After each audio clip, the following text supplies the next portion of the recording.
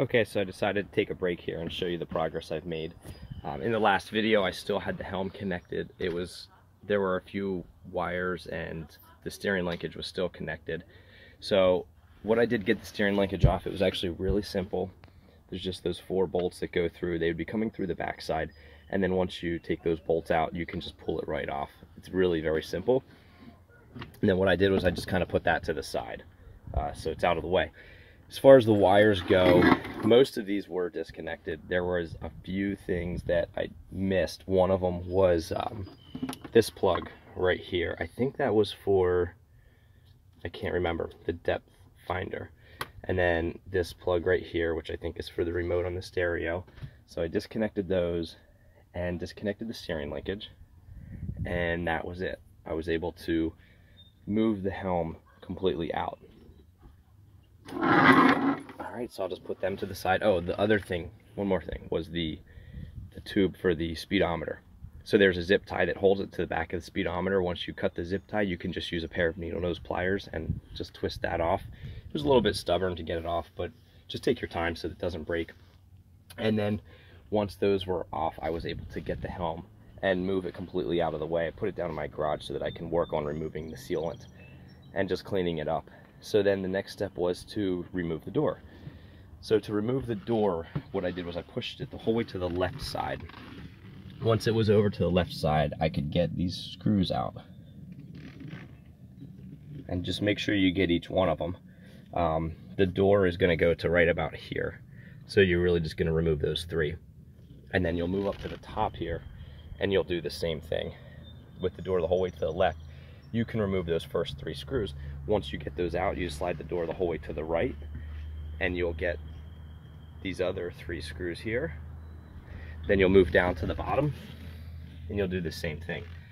Once you have those screws out, you have to lift the door straight up, and it's really ideal to have someone else helping you, but you would lift the door straight up because the tracks are going to stay attached. You want to be careful they don't slide out and scratch up your gel coat. You'll lift the door straight up. Again, if you have someone helping you, it makes it easier. And then you could just set the door to the side and pull the tracks off, get it down out of the way. So all in all, it wasn't too difficult. Once that was completed, I focused on cleaning up the gel coat and removing all the old sealant or the caulk. Sea Ray uses sealant right in this ridge here, the whole way down. I was kind of stubborn to get that off, and then it comes right out here. Basically just follows the side of the helm, and then right down here there's sealant all along there. So what I did was I used a product by Interlux. It's called 202. It's a solvent that's safe to use on gel coat, and I cleaned up as much sealant as I could with either a straight razor or a plastic putty knife.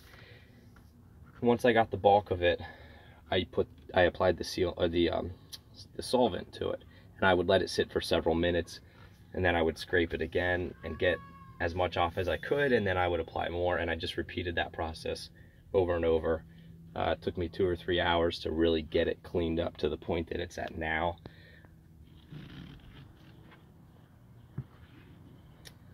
And then also use that same process to clean up the sealant that they used for the windshield. So the sealant used for the windshield was white, and then the sealant used for the helm is a beige color. Now on Club Sea Ray there is a product, I forget who makes it, but I'm gonna go pick it up tomorrow. There's a product that they carry at Lowe's that should be almost an identical match to the beige that Sea Ray uses. So I'll go pick some of that up tomorrow morning, and hopefully it's a close match. Alright, next I'm going to go down in the garage and show you a comparison between the new tracks and train and the old tracks and train. So pause the video here for a second. Okay, so I'm in my garage now. I'm on the back side of the helm here. Just wanted to show you the different wires and help you have a good understanding of what does and doesn't need to be connected or disconnected to remove the helm. So starting with the compass, again, you could take that out. It was just these 2 wires. I don't believe that has to be removed to get the helm out, because again, we went through the cluster here to get to the screws holding in the brackets. But the wire harness here goes over to the left side and it goes through those zip ties. Initially I had taken those off, but I don't believe they need to be taken off. all you would have to do is disconnect these 4 connectors right there, and then this goes into that fuse box that is for the forget what this is. It's like a keypad for all your different switches for your bilge pump, your blower, etc. And then right here is where that steering linkage went. So you had your 4 bolts that went in there. Once you take those bolts off, literally just lifted right off. Very simple. And then here's one of the connectors that I had missed on the back of the speedometer right there. That brass nipple is what the hose was connected to. So once you cut the zip tie, you can use a pair of needle nose pliers and just wiggle the hose back and forth, and it should come right off. And then lastly, you just have these 3 connectors right there. So there really isn't much to disconnect to get the helm out. I spent a lot of time looking for wires initially, but there really isn't a whole lot that has to come off.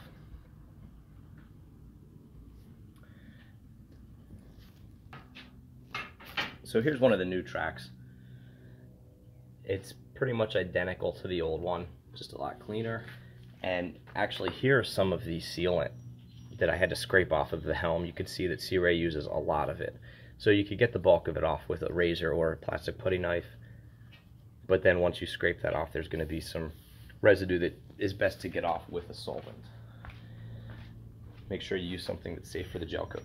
So if you look on the bottom of the door right here, you'll see this is the new track. So Sea Ray switched. The end cap here is slightly different. It's rounded off and it's basically like half of a sphere. The one that was on there was flat. Now this is the old track right here, and on mine it had broken off completely on both ends. That one we had taken off just to get the center stop out. So this new track here, it had a nut and a bolt that was in the center here to act as a stop for the ball, and we decided to reuse the stop that was there because the nut and the bolt that was in there,